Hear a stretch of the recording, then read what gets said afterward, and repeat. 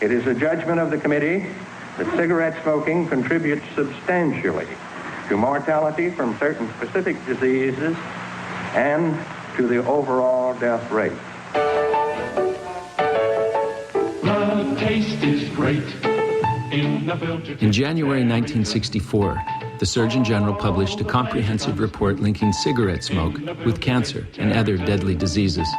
Yet it would take decades before the public accepted the true dangers of smoking. Did you say I'll feel better smoking, Philip Morris? Yes, you'll feel better.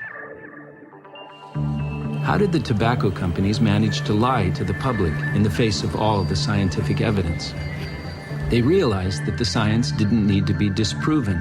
It was enough to create doubt in the minds of the public to keep them from recognizing the truth.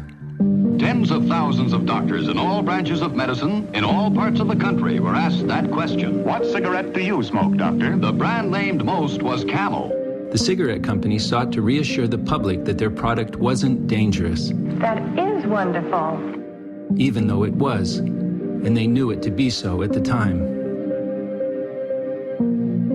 The medical specialist stated that the ears, nose, throat, and accessory organs of all participating subjects examined by me were not adversely affected in the 6 months period by smoking the cigarettes provided. Where did this fake science come from?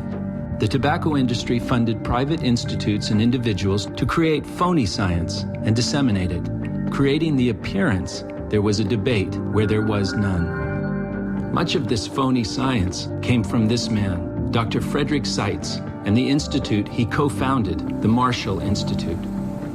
Their principal strategy was to defend the products by insisting the science was unsettled, and therefore it was premature for the government to act. The Marshall Institute used this same strategy to campaign against the dangers of acid rain, ozone depletion, and DDT. Used right, it is absolutely harmless to humans and animals. Then, in the 1990s, they began a new doubt and denial campaign that would prove more deadly than anything that had come before. This time, Seitz and the Marshall Institute were being funded by the petroleum industry. With funding from oil and gas companies, think tanks and front groups were formed. Their purpose was to raise questions about the reality of climate change and convince politicians and the media that the science was unsettled. The science is suggesting that maybe all of this isn't really happening, or it's not really dangerous, or it's not really man-made.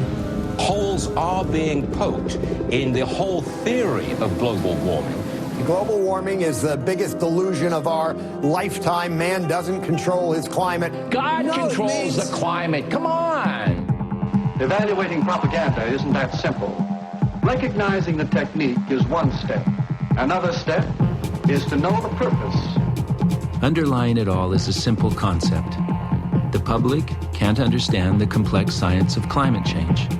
So convince them that the scientists don't fully comprehend it yet either. And then persuade them that without sound science, it makes no sense to take preventative action. Please consider yourself to be under oath. Let me begin my questioning on the matter of whether or not nicotine is addictive. I believe nicotine is not addictive, yes. Carbon dioxide is not a harmful gas. And the more CO2 that's in the atmosphere, the better plants grow. There is a theological debate that this is a carbon-starved planet. You believe nicotine is not addictive? I believe that nicotine is not addictive.